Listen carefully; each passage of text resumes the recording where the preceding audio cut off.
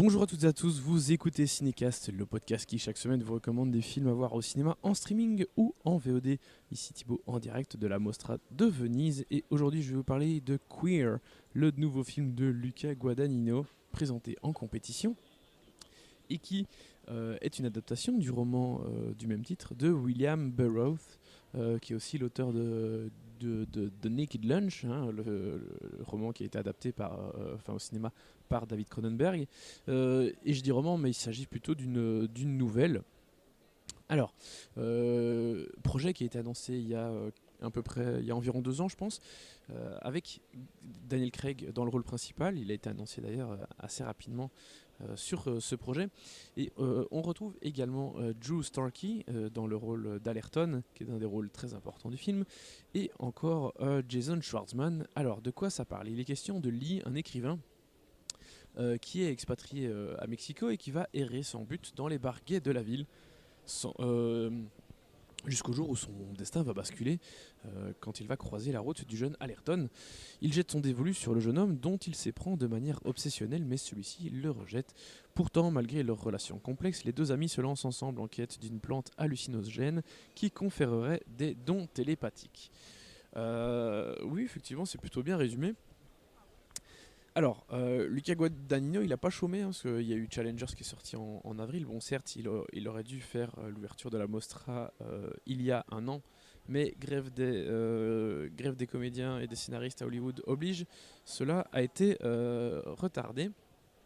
Et donc voici déjà que son film suivant arrive, Queer, qui est un projet qui est évidemment pas simple, comme toutes les adaptations de romans.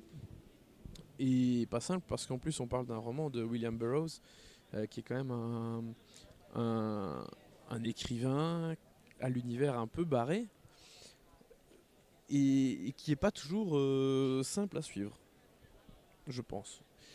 En tout cas, si vous avez lu ou vu certains de ses romans et vu des adaptations, je pense que vous comprenez de quoi je parle.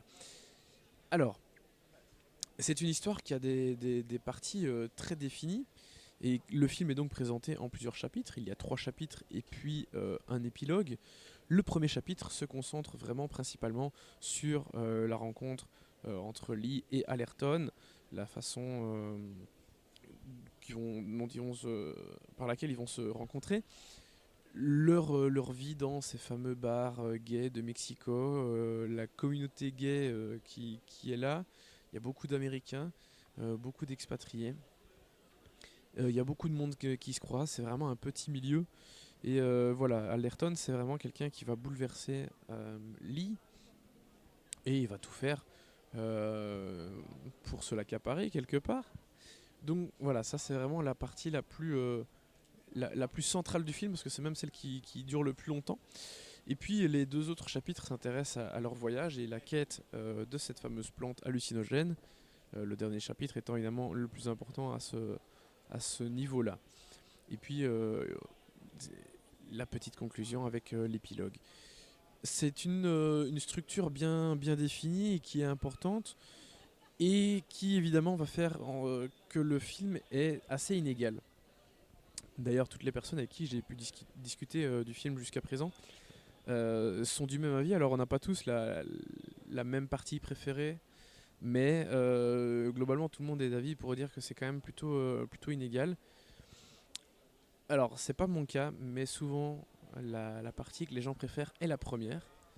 Je vais vous dire pourquoi c'est pas mon cas, parce que même si elle est évidemment absolument nécessaire à la compréhension de l'histoire, qu'elle est absolument nécessaire pour que les parties suivantes aient de la force et de la consistance, mais cependant je la trouve beaucoup trop répétitive parce que c'est vraiment... Alors j'ai pas regardé ma montre pour voir quand se terminait exactement ce premier chapitre, mais c'est très répétitif et je vous ai dit c'est la partie qui dure le plus longtemps et donc on a vraiment tout le temps Lee qui va de bar en bar, qui va dans des chambres d'hôtel, qui va chez lui et c'est comme ça non-stop quoi.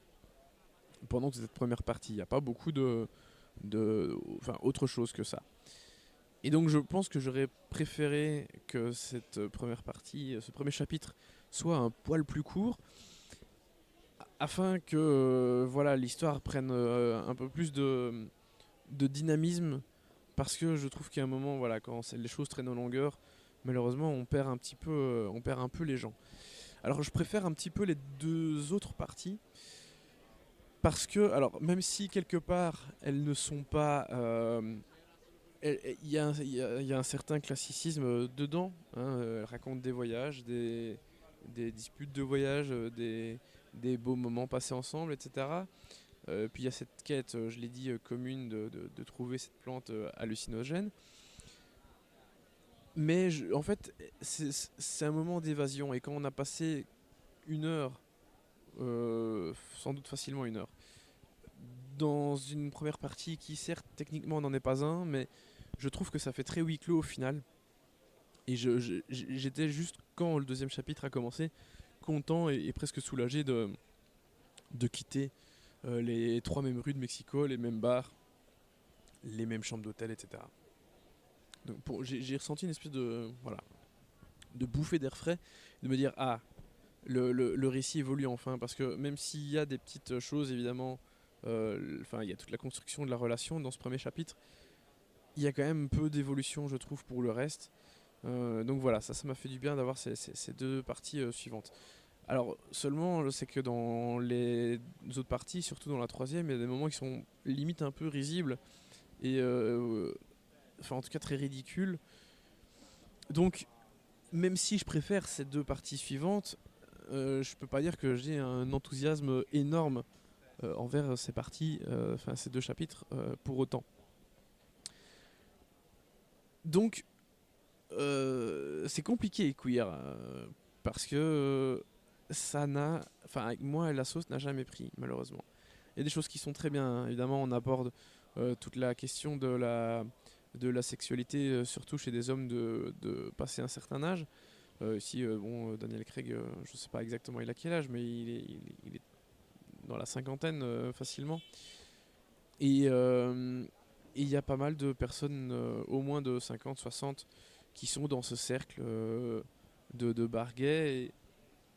Et donc je trouve que c'est pas mal d'aborder la sexualité via un personnage de cette génération-là, surtout à cette époque-là, même si on n'a pas d'informations exactes, je pense. Je me souviens pas avoir vu une année en particulier. Enfin, c'est un roman qui a été écrit dans les années 80 et on doit se situer plus ou moins dans ces années-là. Euh, donc il y a des choses qui sont plutôt bien. Tout ce qui concerne le relationnel, euh, l'intimité, les scènes de sexe, etc. Je les trouve vraiment très bien.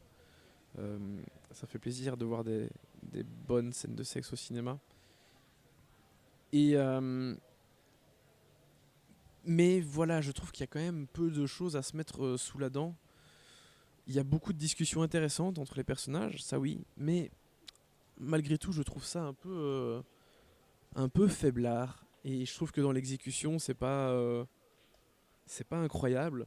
Donc, j'ai vraiment pas été pris par l'histoire, ni pris par les personnages, même si le duo de Lee et Allerton fonctionne bien. Et les deux sont excellemment bien joués par Daniel Craig et Drew Starkey. Mais voilà. Et je dois dire qu'après Challengers, qui est certainement dans les films que j'ai préférés de l'année, Queer, ça fait un peu... c'est un peu dommage. Voilà. Euh, et même si c'est pas le film que j'attendais le plus, ça reste une petite déception quand même, parce que Luca Guadagnino, même si j'aime pas tous ses films, ça reste un cinéaste quand même on ne peut plus intéressant et qui a tendance à faire des propositions assez fortes. Et ici, voilà, même si je trouve, enfin, c'est une bonne proposition, c'est une chouette proposition, je la trouve pas très forte malheureusement et très réussie. Ça c'est dommage. Et parce que oui, ça me manque. Je sais pas s'il y a de trop ou si ça me manque de quelque chose, si c'est le rythme qui est pas assez bien, parce que dans l'absolu, je me suis pas ennuyé pour autant. Mais voilà, j'ai du mal à mettre le doigt sur la chose exacte qui me gêne, surtout dans cette première partie. Mais voilà, Queer, c'est une petite déception malgré tout. Et donc pour moi c'est un 2 étoiles, parce qu'il y a des bonnes scènes, il y a des bonnes séquences, il y a vraiment des bons moments. Mais voilà, ça ne suffit pas pour en faire un grand film malheureusement. Donc 2 étoiles pour Queer de Luca Guadagnino. Je pense que le film n'a pas encore de date de sortie.